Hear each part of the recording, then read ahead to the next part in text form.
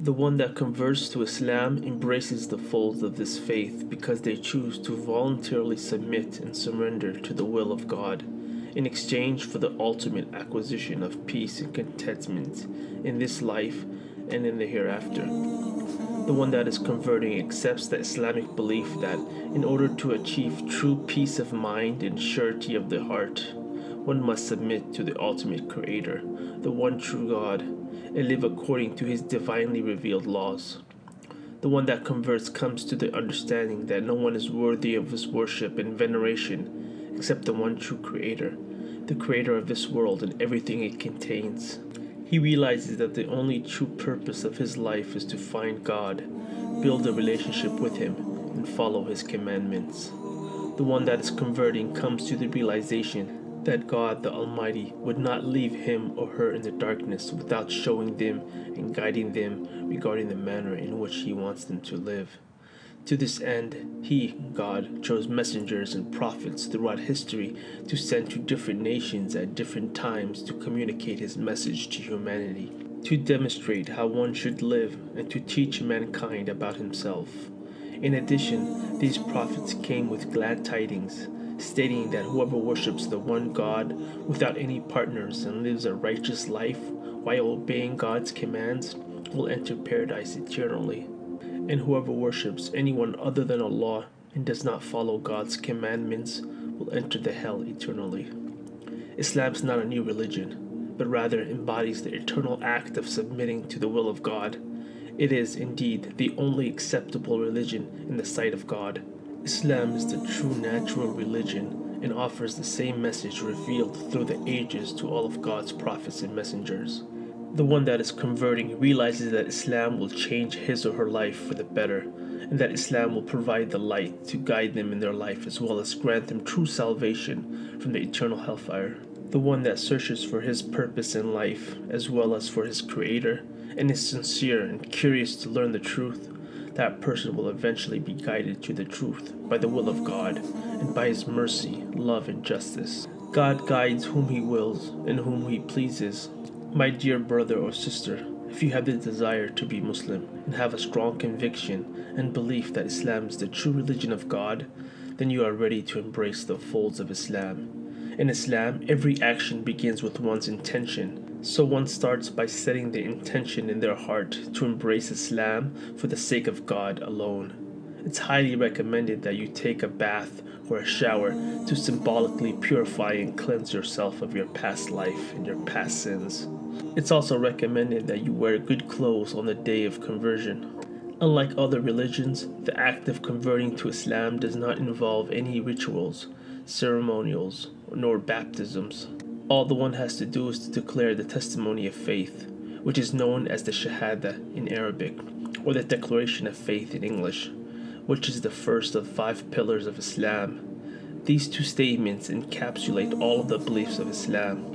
Ashhadu an la ilaha illallah wa ashhadu anna Muhammadan abduhu wa rasuluh. I bear witness that there is no deity worthy of worship except Allah, and I bear witness that Muhammad is his servant and messenger.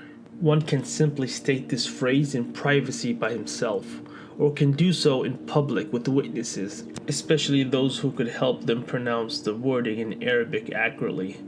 The testimony of faith is recommended and often done publicly in a mosque or gathering. One testifies, acknowledges, and expresses that he or she is fully convinced, with no doubt, that there is no deity worthy of worship and veneration other than Allah. Allah is the unique name of God. One acknowledges that there is only one God who is the sustainer, the creator, who is in control of all matters and all things, who has no partners, no children, nor associates. He is the Most High, most merciful, all-knowing, all-wise, all-seeing, all-hearing. He is the first, he is the last. One also testifies and acknowledges that Muhammad, peace and blessings be upon him, is the last and final messenger of God, who was sent to relay the same general message as the prophets before him. He is the best example and role model for humanity, a slave and a worshipper of Allah, and should not be wrongfully worshipped like past prophets, who were only human messengers of God and not God himself. After one completes his testimony of faith, that individual is now officially Muslim. As a Muslim convert, one does not need to be burdened by his or her past sins committed before their acceptance, as all of their past sins will be absolved, and they will start with a clean slate, as free of sin as a newborn child. Not only that, but all of their past sins will be converted to good deeds. One should attempt to the best of his ability to keep his slate clean as much as possible, and do as many good deeds as he or she can. The new convert should make a lot of supplications to God, asking Him to continue to guide him or her to the straight path and lead him or her to paradise and everything else they desire, in this world and beyond. After the conversion process comes the time to start gradually learning more about Islam and practicing it by performing the 5 mandatory ritualized prayers that Muslims perform daily.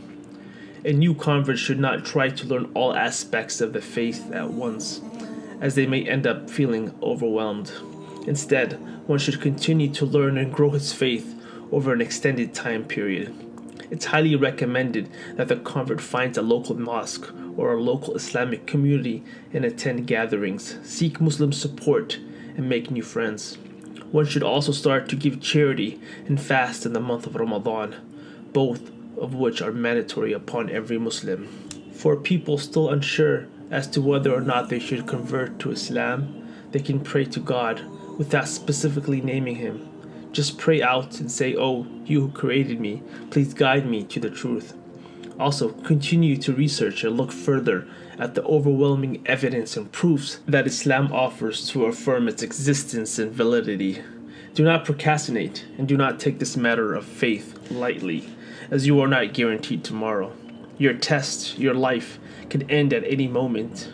Realize, my brother or sister, that you did not come to this video by random or by chance. You were guided here by your Creator. May your journey to the answer and to the truth be pleasant and successful.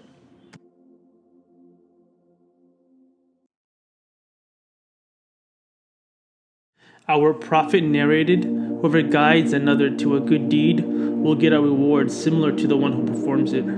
So please like, subscribe, and share this video. Assalamu alaikum.